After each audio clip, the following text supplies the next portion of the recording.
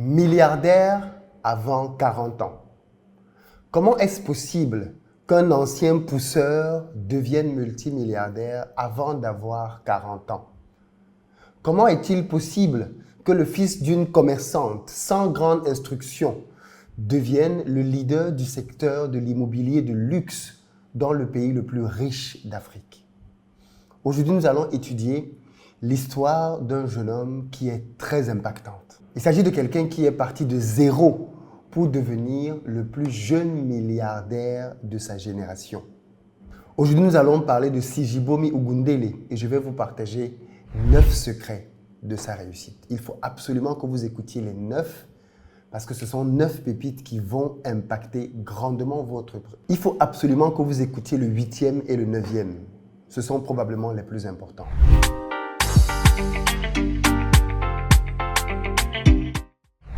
Salut à toi, bienvenue sur ma chaîne, moi c'est Philippe Simo. Ici je te parle de business, de mindset, de gestion des finances parce que c'est grâce à tout ça qu'on va développer notre magnifique continent. Donc si toi aussi tu veux améliorer tes finances, tu es au bon endroit. Abonne-toi et partage les vidéos massivement.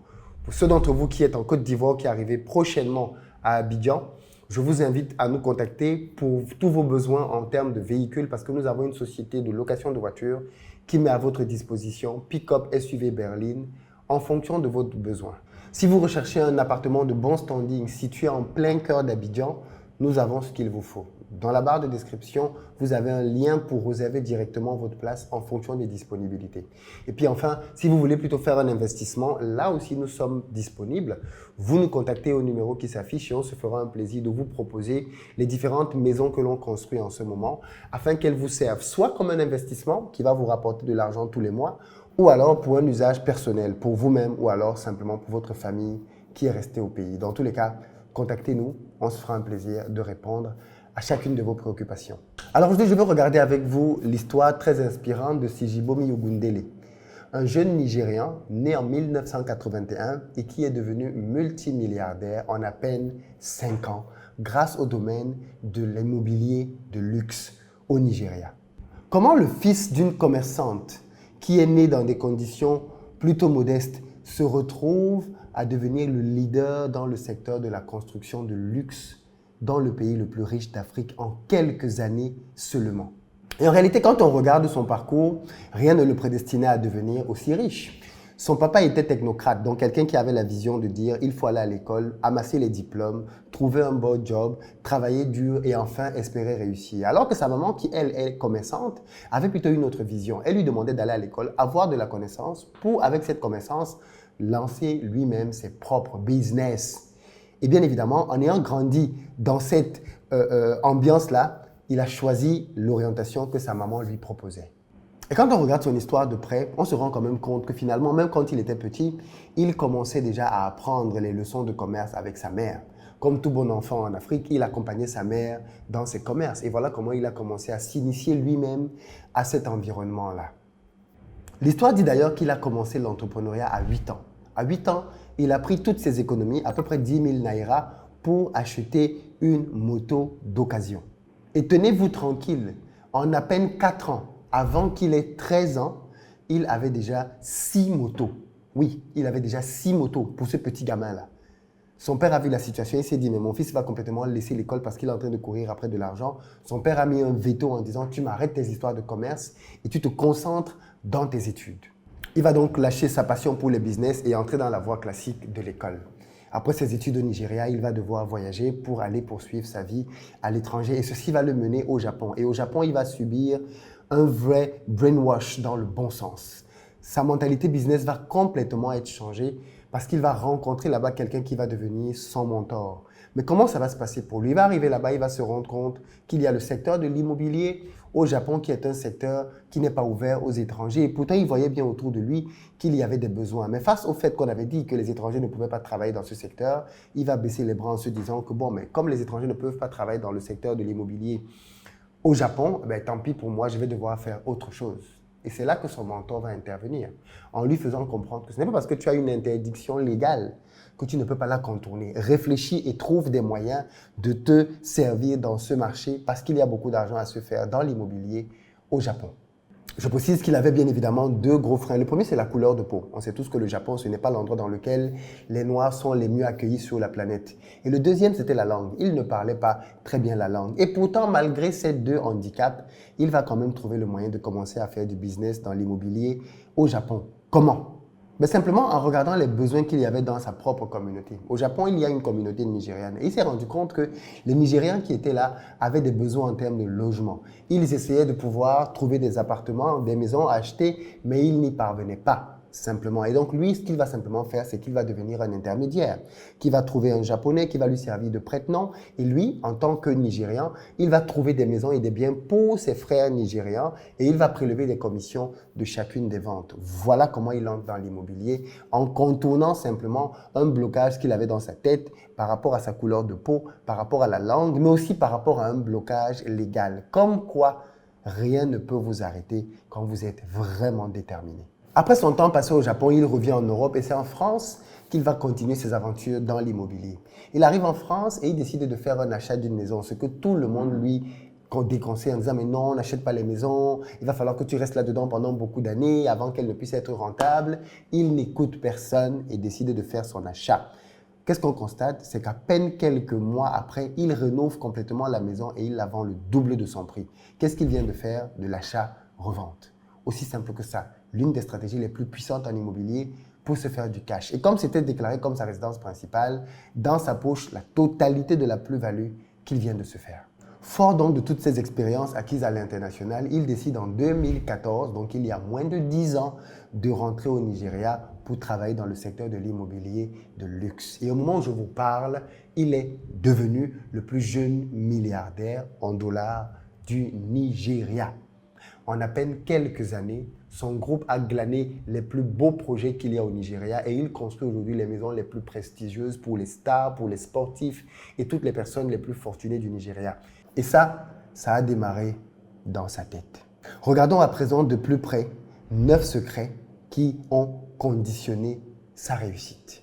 Reste jusqu'à la fin parce que le 8e et le 9e sont probablement les plus importants. Premier secret de sa réussite, la pauvreté l'a révolté et a été le moteur pour sa détermination à réussir. Beaucoup de personnes pensent que naître d'une famille pauvre est une calamité et est quelque chose qui nous condamne à être pauvres dans la vie. Ce n'est pas vrai. Vous allez remarquer que quand on regarde les personnes les plus riches dans le monde, l'ultra-majorité d'entre elles viennent de familles défavorisées. En réalité, ce sont des personnes qui se sont battues pour aller à l'encontre de tous les pronostics qu'on avait faits sur leur vie. Ce sont des personnes qui n'ont pas accepté le destin qu'on leur prédestinait à cause de l'endroit où ils étaient nés, de la famille dans laquelle ils étaient nés ou des conditions avec lesquelles ils étaient nés. Ils ont dit non à ça et ils ont voulu donner tort à tous ceux qui avaient déterminé que parce qu'ils venaient d'une famille pauvre, ils n'allaient rien accomplir. Et croyez-moi, si vous aussi, vous venez d'une famille pas riche, comme c'est le cas de l'ultra-majorité des Africains, alors ceci ne devrait pas être une raison pour vous de vous apitoyer sur votre sort. Bien au contraire. Partez du principe que si vous êtes né là, alors Dieu vous a certainement donné les capacités nécessaires pour aller chercher votre vrai destin et bâtir une vie à la mesure de vos rêves et de vos ambitions. En tout cas, c'est ce qu'il a fait. Il n'a pas considéré que les conditions de sa naissance déterminaient les conditions de sa fin. La fin d'une chose vaut mieux que son commencement.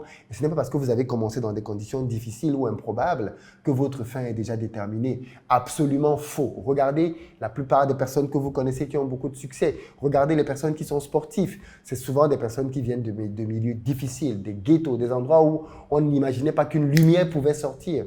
Et depuis les ténèbres, leur lumière a brillé et elle a éclaboussé le monde. Que la lumière qui est en toi ne soit pas recouverte à cause des circonstances de la vie. Considère plutôt que l'endroit où tu es né, les circonstances dans lesquelles tu es né sont ta force. Et c'est en t'appuyant dessus que tu peux inverser le pronostic. Deuxième clé de son succès, il choisit de penser grand. Il dit que penser grand ou petit est juste une question de choix. Et ça, c'est important de se souvenir de ça. La vision est gratuite, les amis. Les pensées sont gratuites. C'est vous-même qui décidez à quel niveau vous placez vos pensées, à quel niveau vous vous limitez, à quel niveau vous considérez que quelque chose est grand, à quel niveau vous considérez que quelque chose est trop. Tout ceci est déterminé par vous. Vous êtes vous-même la personne qui détermine vos limites. Et lui, il a décidé justement qu'il allait rêver grand, rêver très grand dans le plus grand pays d'Afrique. Je ne sais pas si vous avez remarqué ça, mais l'une des choses qui caractérise les Nigérians, c'est que ce sont des gens qui think big. Les Nigérians, ce sont des champions pour penser gros, grand. Contrairement aux autres Africains, et notamment les francophones, qui sont champions pour penser tout petit. Les Nigérians aiment bien penser et voir très grand. Quand Dangote veut faire une raffinerie, il fait l'une des plus grandes raffineries au monde. Voilà le niveau là où les Nigérians se positionnent. Quand ils veulent faire quelque chose, c'est toujours à la dimension du grand, big. Et ça devrait nous inspirer. Parce que c'est celui qui veut atteindre la lune qui s'arrête aux étoiles. Et ne l'oubliez jamais, un homme n'accomplira jamais au-dessus de ses rêves. Celui qui rêve d'avoir 2-3 000 euros en aura peut-être la moitié. Celui qui rêve de conquérir le monde, à minima, va conquérir son continent. Tout commence là-dedans. Et son mindset va être complètement bouleversé quand il va rencontrer le roi de Dubaï. Et dans une discussion avec le roi de Dubaï, ce dernier va lui dire une phrase choc qui moi-même m'a beaucoup fait plaisir. Et la phrase était « Être deuxième, c'est comme être dernier ». Quand tu te lances dans un business, tu dois avoir pour seul objectif de devenir numéro 1. Tu ne te contentes d'aucune autre place que la place de numéro 1. Toute autre place est équivalente à la dernière place. Vous voyez le mindset des gars à Dubaï? Vous voyez le mindset du roi de Dubaï? Et à partir de là, il va se dire, mais si des gens qui ont la trentaine construisent 5000 appartements en Asie, pourquoi considérer que 75 unités construites au Nigeria, c'est beaucoup trop? Et ça, c'est important de changer les paradigmes de sa grandeur. Beaucoup d'entre nous, nous vivons petit, rêvons petit, parce que nous sommes entourés de gens qui ont de petits rêves et de petites visions. Et je l'ai toujours dit, je ne compétis pas à l'échelle africaine, parce que bien souvent ici en Afrique, les gens ont de très petites visions. Ils se contentent d'avoir de très petits résultats et en sont très rapidement satisfaits. Je compétis à l'échelle internationale. Que font les meilleurs dans le monde? Et c'est à ce niveau que je place mon baromètre et que j'essaye de travailler pour aller les chercher et les dépasser. Mais la plupart du temps, les Africains essayent de faire mieux que le voisin, mieux que le collègue, mieux que la personne qui est dans l'appartement qui est juste à côté. Et bien évidemment, tout ceci conduit à l'échec. Mais avant de commencer à penser que vous êtes jeune, que vous êtes une femme, que vous êtes un homme, que vous avez tel handicap, regardez ce que vos égaux font aux États-Unis. Regardez ce que vos égaux font en Asie. Peut-être que vous n'avez pas beaucoup voyagé, mais allez en Asie et vous allez vous rendre compte que les Asiatiques dans la trentaine sont pour beaucoup des multimillionnaires. Les Asiatiques multimillionnaires dans la trentaine, il y en a en vrac dans plusieurs pays en Asie. En Chine, bien évidemment, en Inde, en Corée, en Thaïlande, ils sont hyper nombreux. Mais nous, ici en Afrique, on entend des papas de 40-50 ans continuer de dire qu'ils ne sont pas, qu'ils ont encore du temps. Alors que leurs petits frères ailleurs ont déjà commencé à conquérir le monde. Nous devons révolutionner notre mindset, révolutionner notre manière de voir les choses. Et il est plus qu'urgent de le faire. En tout cas, c'est ce que lui, il a fait. Et on voit là où il est aujourd'hui en quelques années. Troisième secret, il a toujours eu pour ambition de ressembler aux personnes qui ont réussi. Beaucoup d'entre nous, si on vous demande qui vous inspire vraiment dans la vie, alors bien évidemment, vous allez peut-être penser à vos parents, ce qui est normal, ce sont nos premières sources d'inspiration. Mais quand on sort de là et qu'on essaie d'aller vous challenger pour voir qui d'autre vous inspire dans la vie, généralement, vous n'avez pas des rôles modèles. Vous n'avez pas des personnes qui peuvent vous servir de mentor, des personnes dont la réussite est fulgurante et vous inspire. Et croyez-moi, si vous n'avez pas quelqu'un à côté de vous dont la réussite vous inspire profondément, vous aurez beaucoup de mal à franchir certains paliers dans la vie. Vous aurez beaucoup de mal à franchir certains paliers dans la vie. C'est super important de vouloir ressembler à des gens qui ont accompli des exploits. Parce qu'à leur côté, vous allez vous rendre compte que la grandeur est accessible. Marchez, pensez avec des petites personnes et vous terminerez petit. Quatrième clé, l'opinion des gens ne doit pas changer ton destin. Malheureusement, beaucoup d'entre vous avaient abandonné des rêves, abandonné des visions parce qu'un jour, quelqu'un est venu vous dire « tu ne peux pas, tu ne dois pas » et vous l'avez écouté. Vous avez mis de côté votre grand rêve, votre grande vision, votre grand projet parce que vous avez osé écouter ce que des gens qui n'avaient pas accompli la moitié de ce que vous voulez accomplir, vous avez dit. Et ça, c'est un gros piège. Accorder de l'attention à des gens qui n'ont pas accompli de grandes choses. Ce sont des tueurs de rêves. Et il y en a énormément autour de nous. Parfois, ce sont nos parents, parfois, ce sont nos conjoints, parfois, ce sont nos amis qui sont porteurs de ce venin-là qui va nous faire énormément de mal. Faites très attention aux gens qui, par amour pour vous, vont vous éloigner de vos rêves et de votre vision. Dans son cas, les gens lui ont dit « Mais pourquoi est-ce que tu veux aller faire ça? Tu ne peux pas faire ça. Tu n'es pas un Japonais. Tu n'as pas le droit de vendre des résidences. Tu es bloqué par ceci, bloqué par cela. » Il a mis toutes ses règles de côté et il s'est lancé. Il a mis toutes ses règles de côté, toutes ses voies de côté et il s'est lancé. Cinquième clé de son succès, il a une bonne gestion de son temps et de ses finances. Il se trouve que cette discipline financière, il dit qu'il la doit à sa maman, qui très tôt lui a appris l'importance de l'épargne et de l'investissement. D'ailleurs, je vous l'ai dit en début, très tôt, il a pu acheter une moto grâce à son épargne de 10 000 naira. Et par la suite, il n'a juste acheté une deuxième, une troisième, ainsi de suite. Il a appris ça très jeune. Et aujourd'hui, sa vie est chronométrée. Il a un agenda qu'il suit quotidiennement. Quand il se lève, la première chose dont il s'occupe, c'est sa santé physique et mentale. Prière, méditation et sport, tous les matins. Deuxième chose, il augmente ses connaissances. Donc, il passe du temps dans la lecture et l'écoute des podcasts. Troisième chose, il travaille sur les points prioritaires de sa journée et le reste, il les délègue. Et quatrième chose, il planifie ses journées et applique le 20-80, c'est-à-dire qu'il met son énergie là où il a 80% de ses résultats et le reste, il délègue à d'autres personnes. Et ça doit vous inspirer. Les personnes qui réussissent ne rigolent pas avec leur temps. Elles l'utilisent avec parcimonie, précision, sérieux pour obtenir des résultats impactants. Sixième clé de son succès, les crises sont des opportunités. Les crises sont le meilleur moment pour s'enrichir quand on a deux choses, une épargne et une connaissance du secteur. Pendant les crises, les gens vendent, les gens sont pris de panique, les gens bradent, les gens s'en vont, les gens changent de pays. C'est l'un des meilleurs moments pour faire de très, très bonnes affaires. Les crises sont des moments pendant lesquels, pendant que certains perdent tout, d'autres gagnent tout. Et ça, il a lui-même compris. La crise du Covid-19 a complètement chamboulé son business. Il a vu beaucoup de clients venir abandonner leurs projets, lui demander des remboursements. Mais pendant le même temps, pendant la crise Covid, il a pu lever, tenez-vous tranquille, 3,5 milliards de dollars pour un autre de ses projets. Septième clé de son succès, c'est forcément un bon vendeur. Forcément. Quand vous faites de l'immobilier de luxe, vos clients, ce sont des stars. Ce sont des personnes très importantes dans la société. Il faut savoir comment leur parler, quel discours leur tenir. Parce que contrairement à ce que vous pensez, les personnes qui ont le plus d'argent sont les personnes les plus difficiles à convaincre. Ce sont les personnes qui, parce qu'elles comprennent comment l'argent fonctionne, ne vont pas être les premiers à se séparer de lui très facilement. Il faut donc de bonnes stratégies pour pouvoir leur vendre des choses. Et si tu vends à des personnes qui sont fortunées et que tu reviens encore leur vendre, c'est que le produit que tu leur as délivré était de très bonne qualité. Voilà comment il s'est donc imposé dans ce secteur, en étant un bon vendeur, mais en délivrant des produits de très, très bonne qualité. Attaquons donc maintenant les deux derniers points qui sont peut-être pour moi les plus importants. Le huitième point, la huitième clé de succès, c'est qu'il est toujours prêt à saisir les opportunités. Voyez-vous, quand on regarde la manière avec laquelle beaucoup de personnes vivent, on a le sentiment que les gens pensent que les opportunités vont venir à elles. Or, lui, il dit, le succès n'est pas servi à la table, mais c'est un buffet. Vous savez, quand vous êtes servi à la table, vous prenez votre menu, vous commandez, le serveur vient vers vous, vous lui dites ce que vous voulez et il va chercher la nourriture, elle vient vous trouver à votre place à table. Le buffet, c'est un principe différent. Avec le buffet, vous vous levez, vous allez à table et vous choisissez ce qu'il vous faut. Et il dit donc que pour lui, le buffet représente davantage la quête vers le succès. Si vous voulez réussir dans la vie, vous devez comprendre que c'est à vous d'aller chercher votre succès.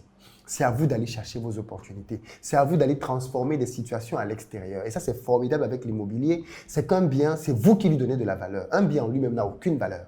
C'est vous qui décidez quelle valeur vous allez lui donner en fonction de l'investissement que vous allez y faire. Ça dépend entièrement de vous.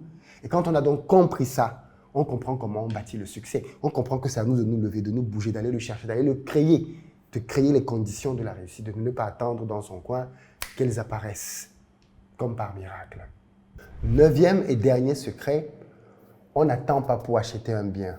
On achète et ensuite on attend. L'idée ici, c'est de dire simplement qu'un bien immobilier prendra toujours de la valeur. Et donc, pour ceux d'entre vous qui ont de l'épargne dans leur compte en banque, plutôt que de le garder dans votre compte en banque, mettez-le dans un terrain, mettez-le dans un bien immobilier. Il commencera déjà à vous rapporter beaucoup plus qu'en restant dans un compte bancaire. Voilà donc 9 secrets de la réussite de Sijibo Omi Ogundele, le plus jeune milliardaire nigérian. Lequel de ces 9 secrets te parle le plus? Partage-moi ça dans les commentaires et partage la vidéo parce qu'elle peut aider quelqu'un à changer son mindset et à passer à un autre niveau dans sa vie. À très bientôt.